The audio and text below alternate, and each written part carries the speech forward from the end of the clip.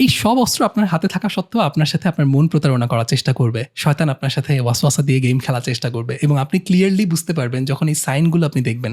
আমি আপনাদের সাথে কয়েকটা সাইন বা সিমটম শেয়ার করি যে গেমগুলো আমরা নিজেদের সাথে খেলে নিজেদেরকে নিজেরাই প্রতারণায় ফেলি। এক নাম্বার হচ্ছে, ধরুন যে কাজটা করার জন্য আপনার যেতে হবে সেই কাজের জায়গাটাই আপনি কমপ্লিটলি অ্যাভয়েড করতে চাচ্ছেন, কিংবা আপনি সবসময় ভ্যালোরাইজিং করেন, মানে হচ্ছে খুব বীরত্ব দেখান, আমি অল্প টাইমে সব কিছু করে ফেলতে পারি, কিংবা এর আগের বার তো এই অল্প সময় পড়ি আমার অনেক ভালো রেজাল্ট হয়ে গেছে।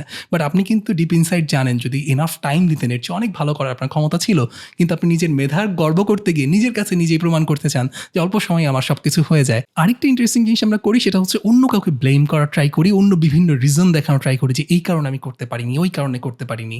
এই ব্যাপারগুলো নিজের সাথে করা যাবে না। এগুলো যদি আপনি নিজেকে করতে দেখেন তাহলে বুঝতে পারবেন শয়তান আপনাকে নিয়ে খেলছে এবং এই খেলায় আপনি তখন পার্টিসিপেট করবেন না, বরঞ্চ ওই যে 3 স্টেপ প্রসেস, ওই প্রসেসটা আবার মনে করার ট্রাই করবেন, নিজের হোয়াই মনে করবেন, হোয়াট মনে করবেন এবং পড়তে বসে যাবেন বা কাজে বসে যাবেন ইনশাল্লাহ। আর লাস্ট আরেকটা ইম্পর্টেন্ট জায়গা আছে, সেটা আপনাদের সাথে শেয়ার করে আজকের আলোচনা শেষ করব। সেটা হচ্ছে, যদি আপনি প্রোক্রাস্টিনেট করেই ফেলেন, এরপর যদি নিজেকে আবার বিট করতে থাকেন, বারবার ব্লেম করতে থাকেন, নিজেকে অপরাধবোধে ভোগাতে থাকেন, তাহলে কিন্তু প্রোক্রাস্টিনেশনের পরিমাণ আরও বাড়তেই থাকবে। বরঞ্চ যেটা করতে হবে, সেলফ কম্প্যাশন প্র্যাকটিস করতে হবে, নিজে ক্ষমা করে দিতে হবে, সেলফ ফরগিভনেস প্র্যাকটিস করতে হবে যে আচ্ছা যা হওয়ার হয়ে গেছে, এখন থেকে আর আমি ফার্দার এই কাজটা করবো না। তাহলে কিন্তু আপনার ব্রেইনে যে ওই যে অ্যামিগডালা হাইজ্যাকটা হয়েছে না অ্যাংজাইটির কারণে, সেটা থেমে যাবে এবং প্রিফ্রন্টাল কর্টেক্সটা আবার অ্যাক্টিভেটেড হবে এবং আপনি কাজে ঢুকতে পারবেন। আরেকটা ইম্পর্টেন্ট জিনিস করতে হতে পারে, আপনার অনেক সময় কনফিডেন্সের অভাব ফিল করতে পারেন, আপনি কোনো একটা কাজ করতে গিয়ে সেটার কারণে প্রোক্রাস্টিনেট করতে পারেন, তখন জার্নালিং করতে পারেন। জার্নালে লিখতে পারেন যে আমি এই কাজটা আসলে কেন করছি না, আমি ক্লিয়ারলি জানি আমার হোয়াই কি,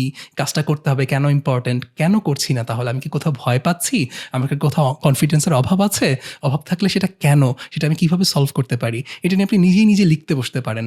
যদি কোনোভাবেই কাজ করতে না পারেন তখন এই প্রসেসটা ফলো করবেন, দেখবেন আপনার মন আস্তে আস্তে আরও ক্ল্যারিটি আসতেছে নিজের সম্পর্কে, আপনি ক্লিয়ারলি বুঝতে পারছেন যে আসলে আমার কি করা উচিত, এবং তখন আপনার মন কাজ করার জন্য রেডি হয়ে যাবে ইনশাল্লাহ।